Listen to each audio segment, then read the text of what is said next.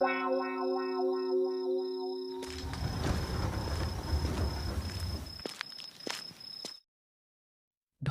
dan Peot, 3 guru di sekolah Dokona School, merasa sangat kecewa.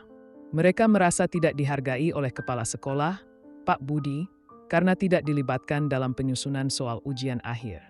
Bukannya mempercayakan tugas itu pada mereka, Pak Budi justru menunjuk mantan guru lama, Pak untuk membuat soal-soal tersebut. Munculnya rencana jahat. Tersinggung dan merasa dilecehkan, Kona dan Peot pun menyusun rencana balas dendam.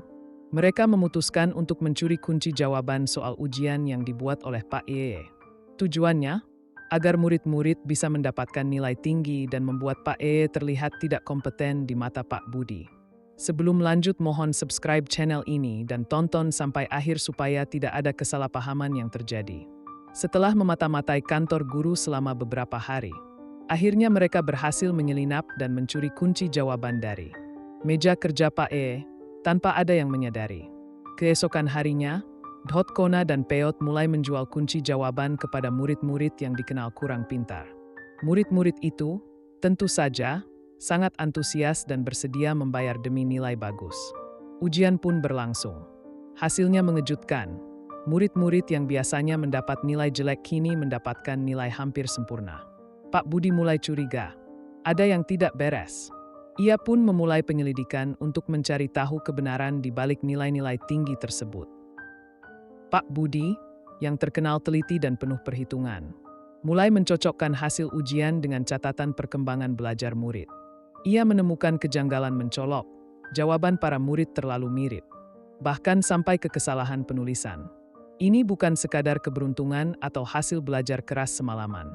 Tak ingin gegabah, Pak Budi memanggil Pak diam-diam. Mereka berdua menyusun strategi untuk mengungkap pelaku sebenarnya. Pak menyarankan untuk mengadakan ujian susulan mendadak dengan soal yang sama sekali berbeda. Ujian susulan dan kejutan. Beberapa hari kemudian, Pak Budi mengumumkan bahwa akan ada ujian evaluasi tambahan. Karena nilai yang terlalu tinggi perlu divalidasi. Murid-murid panik. Mereka yang membeli kunci jawaban mulai gelisah. Apalagi karena tidak ada bocoran untuk ujian kali ini. Saat ujian berlangsung, hasilnya kembali ke kondisi semula. Murid-murid yang sebelumnya mencetak nilai hampir sempurna, kini mendapat nilai jauh di bawah rata-rata. Penyelidikan mengarah ke Kona dan Peot. Pak Budi lalu memanggil beberapa murid secara terpisah. Dengan tekanan ringan dan sedikit bujukan, beberapa murid akhirnya mengaku telah membeli kunci jawaban dari 2 guru misterius. Salah satu murid secara tidak sengaja menyebut nama Kona. Dengan bukti yang semakin kuat, Pak Budi memanggil Kona dan Peot untuk dimintai keterangan. Awalnya mereka mengelak, namun saat Pak menunjukkan bukti rekaman CCTV yang diam-diam ia pasang di ruang guru, wajah mereka memucat. Pak Budi memberikan hukuman tegas. Kona dan Peot diskors selama 1 semester, dan semua hasil ujian dibatalkan. Para murid harus mengulang ujian dengan pengawasan ekstra ketat. Pak pun kembali dihargai atas dedikasinya. Sejak kejadian itu, atmosfer di Dokona School berubah. Para guru menjadi lebih terbuka dalam komunikasi. Dan Pak Budi mulai melibatkan semua guru dalam proses penting. Kepercayaan perlahan dibangun kembali. Tapi benarkah rencana jahat telah berakhir? Bangkitnya dendam yang tertunda. Setelah diskors, Kona dan Peot menghilang dari lingkungan sekolah. Namun, diam-diam mereka masih memantau dari jauh. Rasa malu berubah menjadi dendam yang makin membara. Mereka merasa dikhianati oleh rekan sendiri, terutama oleh Pak yang kini dielu-elukan sebagai pahlawan. Di sebuah warung kopi pinggir kota, mereka sering bertemu untuk merancang aksi berikutnya. Kali ini, bukan sekadar sabotase kecil. Mereka ingin mengguncang reputasi sekolah Dokona School, membuat kekacauan yang bisa menjatuhkan nama baik sekolah sekaligus membalas sakit hati mereka. Dalam rencana terbaru mereka, Kona dan Peot tidak lagi bertiga. Mereka berhasil menggaet seorang mantan siswa yang pernah dikeluarkan dari sekolah, bernama Dula. Dula sangat pintar dalam hal teknologi, terutama meretas sistem komputer. Dula pun mulai bekerja. Ia berhasil menyusup ke server sekolah dan mengakses data nilai, absensi, bahkan file pribadi guru-guru. Dengan informasi itu, Mereka menyusun rencana untuk menyebarkan kebohongan dan memanipulasi sistem sekolah dari dalam. Tiba-tiba, masalah baru muncul. Namun, saat mereka hampir melancarkan aksinya, Dula malah tertangkap oleh seorang siswa IT berbakat bernama Rara.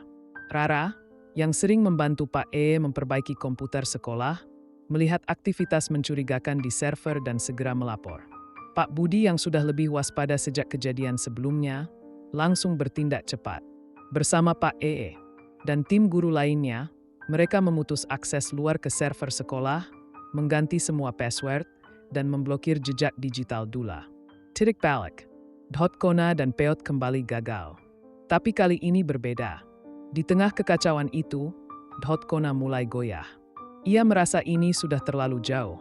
Niat awal mereka hanya ingin diakui, bukan menghancurkan sekolah. Peot, sebaliknya, masih menyimpan amarah. Ia bertekad akan terus berjuang. Perpecahan pun mulai muncul di antara mereka berdua. Apakah Kona akan berubah dan menebus kesalahannya? Atau akankah Peot makin dalam menjerumus ke jalan gelap? Perpecahan dua sahabat. Setelah kegagalan misi sabotase digital, hubungan antara Kona dan Peot mulai retak. Kona sering termenung sendiri, mengingat masa-masa awal mereka menjadi guru dengan idealisme tinggi. Ia merasa semua ini sudah melenceng terlalu jauh. Apa kita ini masih guru? Tanya Kona suatu malam di warung kopi yang biasanya jadi markas mereka. Peot menatapnya dingin. Kita cuma orang-orang yang dikhianati. Kalau kita diam, mereka yang menang. Tapi Kona tidak lagi yakin. Malam itu juga, ia memutuskan untuk meninggalkan rencana jahat dan kembali ke jalan yang benar. Ia diam-diam menghubungi Pak Budi dan meminta pertemuan pribadi. Pertemuan diam-diam. Pak Budi terkejut saat menerima pesan dari Kona. Mereka bertemu di taman sekolah, malam hari. Kona mengaku semua kesalahannya, termasuk peran Peot dan Dula. Ia juga menyerahkan bukti yang selama ini disimpan, termasuk rencana sabotase yang belum sempat dijalankan.